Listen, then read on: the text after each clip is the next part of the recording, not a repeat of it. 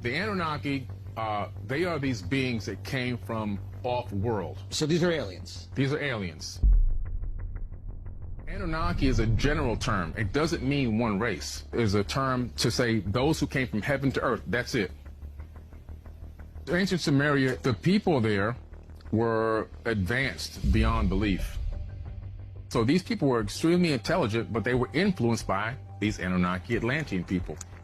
Hidden within the ancient tablets of the Epic of Gilgamesh are secret messages left by the Anunnaki king for modern civilization, offering timeless wisdom and cautionary tales. We keep slapping our ancient ancestors in the face, doubting their wisdom and doubting their understanding of what really happened.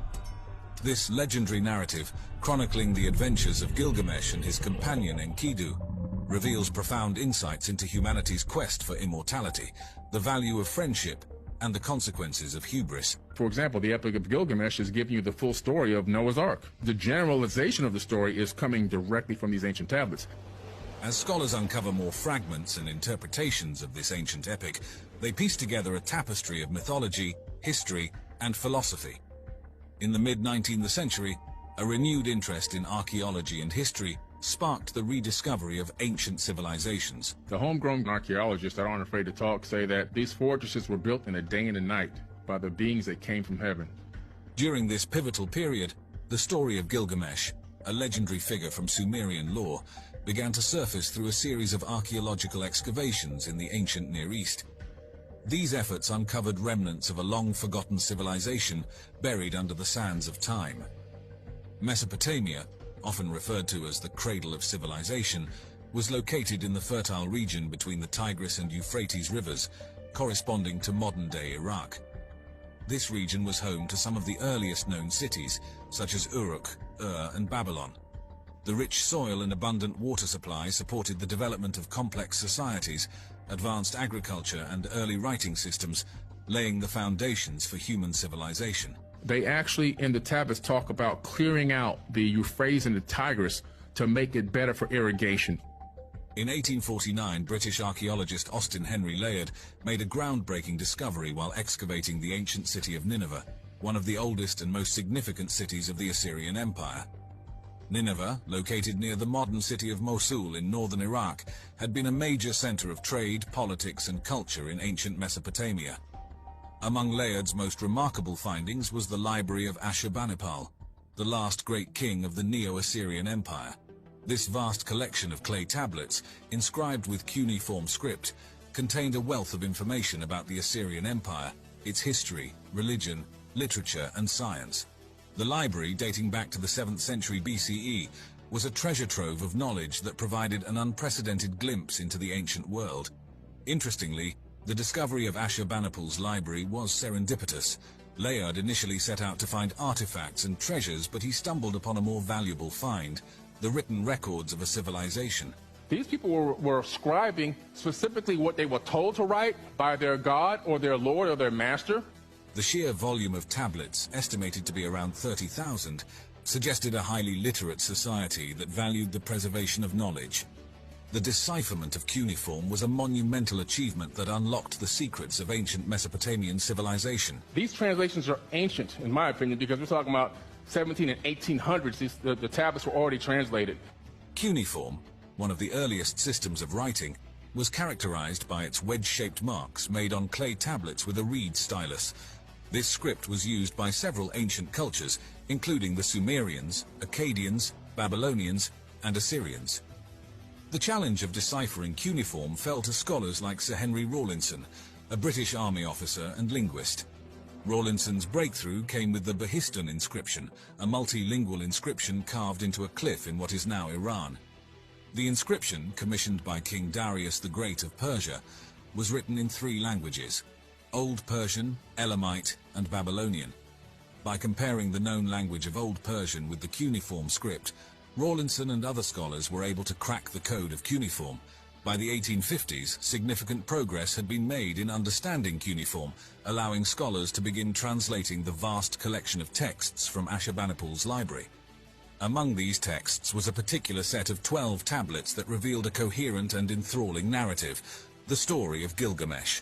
All the different people that have researched them have a very similar story.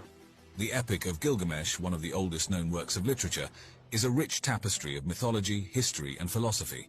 The narrative follows Gilgamesh, the semi-divine king of Uruk, and his adventures with his companion Enkidu. Their journey takes them through various trials, including the confrontation with the monster Humbaba, the rejection of the goddess Ishtar, and the quest for immortality following Enkidu's passing. The epic begins with Gilgamesh, the king of Uruk, who is described as 2/3 divine and 1/3 human. His extraordinary strength and wisdom make him a formidable ruler, but his arrogance and oppressive rule cause his people to cry out to the gods for relief. In response to their pleas, the gods create Enkidu, a wild man who lives among the animals. Enkidu's initial innocence and harmony with nature contrast sharply with Gilgamesh's urban civilization. A temple servant named Shamhat is sent to tame Enkidu, introducing him to human culture and society. This transformation from wild man to civilized companion sets the stage for his friendship with Gilgamesh. Gilgamesh and Enkidu become fast friends, their bond solidified by their shared adventures. They undertake a perilous journey to the cedar forest to confront Humbaba, the fearsome guardian appointed by the god Enlil. Despite Humbaba's terrifying presence, they manage to defeat him, showcasing their bravery and strength. This victory, however, sows the seeds of their eventual downfall by angering the gods. The gods decree that Enkidu must be expunged as punishment for their defiance. Enkidu's passing is a pivotal moment in the epic, profoundly affecting Gilgamesh. His grief and despair drive him to seek the secret of immortality, fearing his own mortality and the futility of human endeavors. This quest takes him on a journey beyond the known world, into the realms of the gods and the unknown. Gilgamesh's search for eternal life leads him to Utnapishtim, the only mortal granted immortality by the gods after surviving a great flood. Utnapishtim recounts the story of the flood, which closely parallels the biblical account of Noah's Ark. Despite Gilgamesh's efforts, he ultimately fails to obtain immortality. Utnapishtim reveals that the secret of eternal life lies in accepting one's mortality and finding meaning in the transient human experience. An interesting comparison can be made between the Epic of Gilgamesh and Homer's Iliad and Odyssey. Both epics explore themes of heroism, the human condition, and the quest for immortality.